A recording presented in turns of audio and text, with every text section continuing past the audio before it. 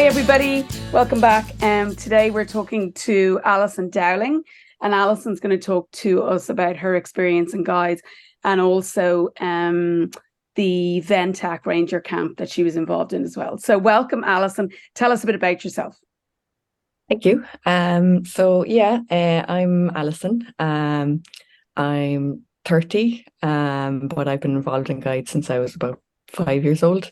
And I'm actually, I suppose, a third generation CGI member. My mum and my aunt were in guides, and my grandmother was in guides and is still a leader now, in her 70s. So kind of, we often have a joke in my family that my sister and I were in guides since before we were born, even. We were Exactly. going, Yeah. Brilliant. And you've been the whole way up. So did you start in Signets like? yeah. So I started in Signets, moved up to Virginies, then onto guides and rangers, and I've been a leader now since I was 18. So yeah, been through the whole journey. Fantastic. And tell me, for people like, so obviously as part of the recruitment and retention week, we're trying to attract more girls in and also attract more leaders. So I think one of the reasons it's great to talk to you is that we get both elements. So maybe first of all, let's talk about, as a young girl and then young woman, tell me what it was like, what you got out of guides and how it helped you. What I got out of guides, I got so much out of it. Growing up in that kind of an environment where you have opportunities to do things and learn things that you might not get elsewhere, in a sports club or something like that. Um, it kind of shaped who I am today. It gave me those like experiences to try new things and figure out who I was and what I liked in a safe environment as well, because it was all girls, so we were all really comfortable with each other growing up. We kind of grew up together as well. A lot of the girls that I ended up in Rangers with, I would have been in Virginies and guides with as well. So kind of we had that camaraderie and support to try new things and push ourselves to learn all these new skills, outdoor Fantastic. skills, camping skills, teamwork and everything like that. As an adult now, I love nature and the outdoors, and like probably the type of things that we did in guides that stand out to me most now are the outdoor activities and just learning to love the environment and getting outside and that kind of thing. Fantastic. And then you decided to give back then and be a leader, which is fantastic. We love when Rangers become leaders. And tell me how that's kind of impacted and what you've got out of that. Because you were obviously a very young leader. You were 18, which is phenomenal, Yeah, straight into out of Rangers and into being a leader. Um, yeah, that's impacted me hugely as well. Like it's given me a chance to do things that I never thought I would have been able to do, and have the most amazing experiences, as a young leader and as now kind of a more experienced leader. Um, I've had the opportunity to go to so many different events and travel abroad to represent CGI at international seminars, um, and get involved in various kind of committees and groups kind of to work on, developing the organization as well. So it's given me a lot of, I suppose, transferable skills that I can use in other areas of my life. And obviously as well, working with the girls has been the most rewarding part of that. I know I was young myself as well, but kind of I was still growing up almost as well. But as I've matured now, I've kind of, you know, I feel like I've gone on a kind of a journey or something almost. Um, like I've seen guides or Virginies go through guides and rangers as well, and seen, them kind of go through the same type of experience that I had. And it's been really rewarding being able to give that to the next generation of hopefully guide leaders.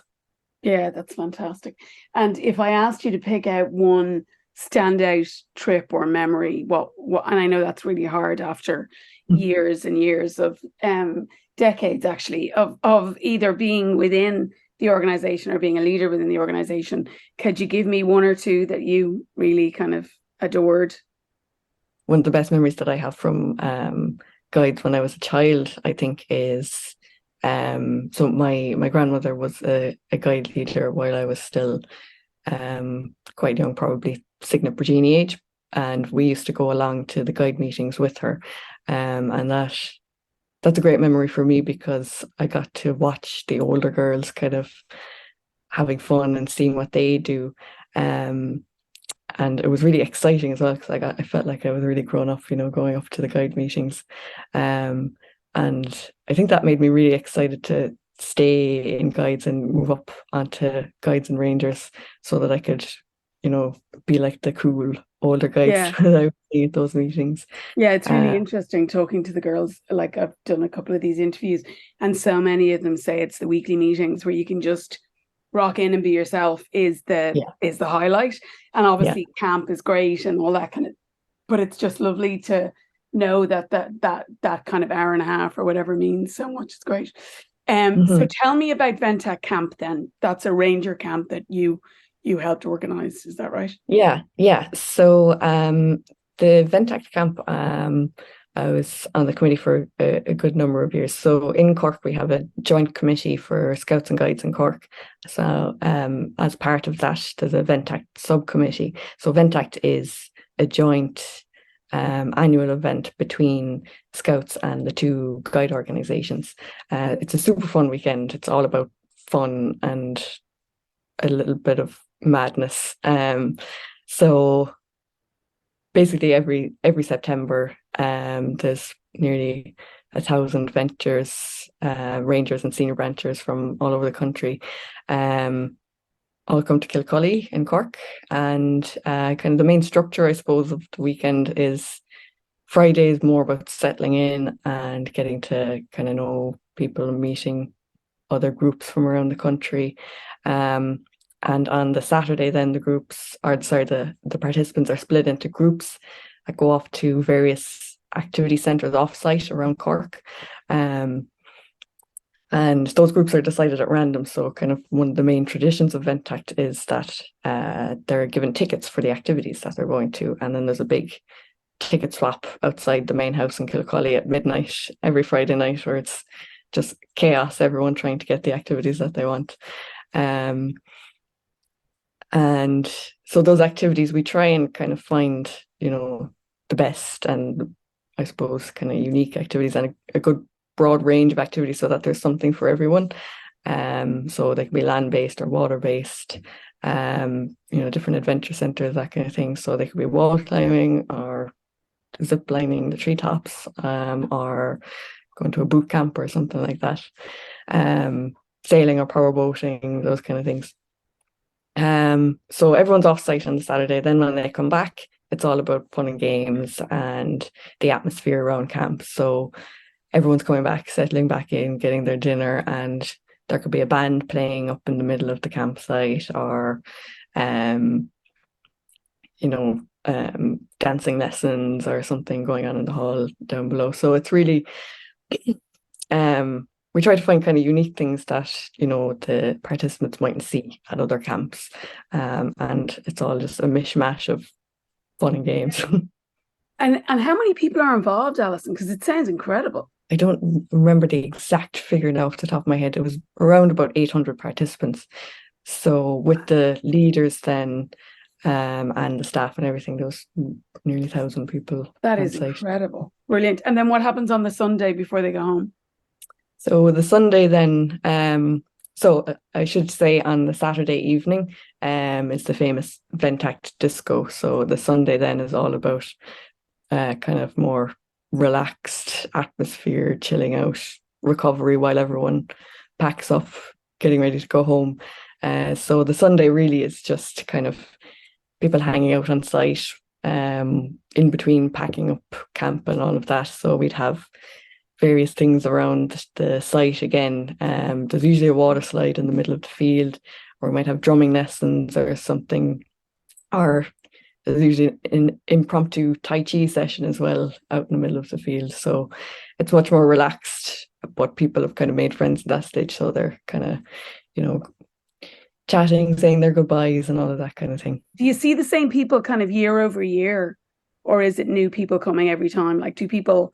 Oh yeah, like, so it's for venture and ranger age. So usually as soon as they're old enough to come 14, 15 for the scouts, they'll come for the few years and they'll come back those few years until they're too old, and then they're looking to come back as staff or rovers. Fantastic. The next few years. So like it's really like highly anticipated event in the year. Yeah, and obviously with the age that they're at, there's kind of a lot of excitement on social media running up to it and that kind of a thing. So we do have the same people coming back, and then they'll tell the younger, scouts coming up into ventures about it, and then they're excited to come. Yeah, that is brilliant. That's so good. Well, thank you very much, and thanks to your mother and your aunt and your grandmother for all of their service. And it's great talking to you. Thanks so much, Alison. Yeah, you're welcome. Thank you.